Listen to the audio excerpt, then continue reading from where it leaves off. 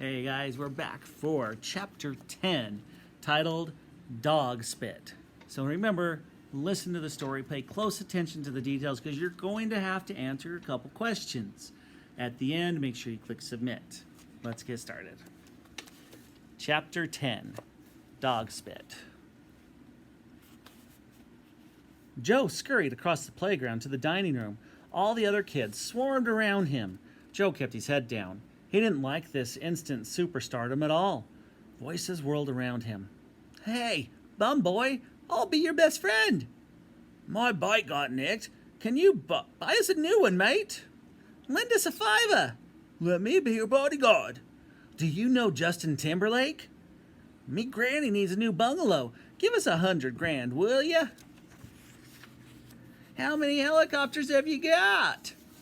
Why do you bother going to school anyway? You are rich. Can I have your autograph? Why don't you have a massive party at yours on Saturday night? Can I have a lifetime supply of bog rolls? Why don't you buy the school a snack? And why don't you buy the school and sack all the teachers? Can't you just buy me a bag of Maltesers? All right then, one Malteser. You are so mean. See Joe running there. Joe started running. The crowd started running too. Joe slowed down. The crowd slowed down too. Joe turned and walked in the other direction. The crowd turned and walked in the other direction. A little ginger-haired girl tried to grab his bag, and he thumped her hand away with his fist. Ow! My hand is probably broken, she cried. I'm going to sue you for $10 million. Hit me, said another voice. No, hit me, said another. A tall boy with glasses had a better idea. Kick me in the leg and we can settle out of court for $2 million, please. Joe sprinted into the school dining room. That was one place that was guaranteed to be empty at lunchtime. Joe struggled to force the double doors back to the tsunami of school children, but it was no use. They burst through, flooding the room. Form an orderly queue, shouted the dinner lady, Miss Trafe. Joe walked up to the serving counter. Now, what would you like today, young Joe? She said with a warm smile. I have a very stingy netto soup to start today. I'm not hungry today. Maybe I'll go straight to the main course, Miss Trafe. It's chicken breast. Oh, that sounds nice. Yes, it comes in dog spit sauce. Or for vegetarians, I have deep-fried blue tack.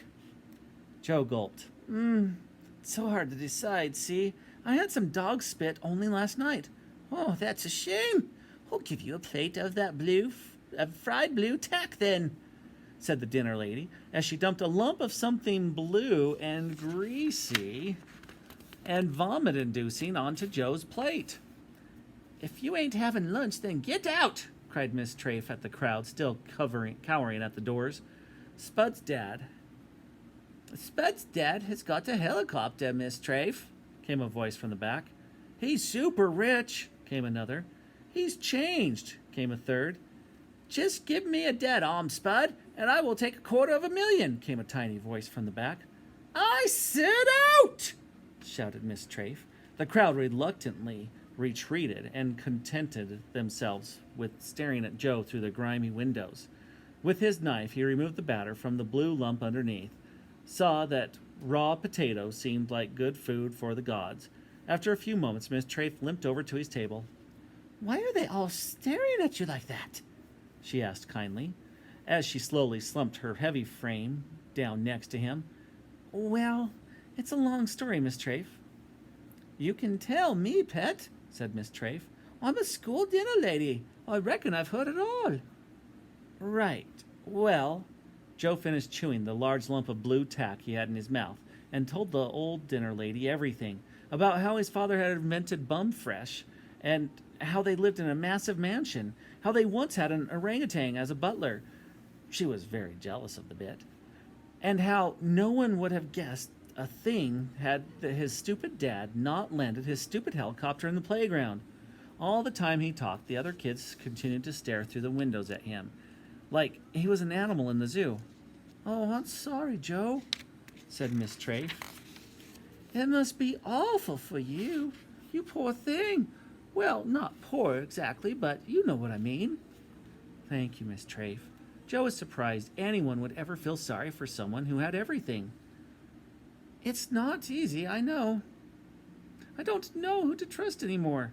All the kids in the school seem to want something from me now. Yeah, I'll bet, said Miss Trafe, bringing out an M&S sandwich from her bag. You bring a packed lunch? Asked Joe, surprised. Oh, yes. I wouldn't eat this filth. It's disgusting, she said. Her hand crept across the table and rested on his.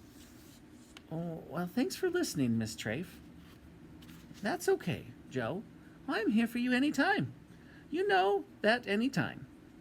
She smiled. Joe smiled too. No, said Miss Trafe. I just need 10,000 quid for a hip replacement. All right. That is the end of chapter 10. So now go to your questions. Use complete sentences to answer your questions. And make sure you hit submit. Have a great rest of your day.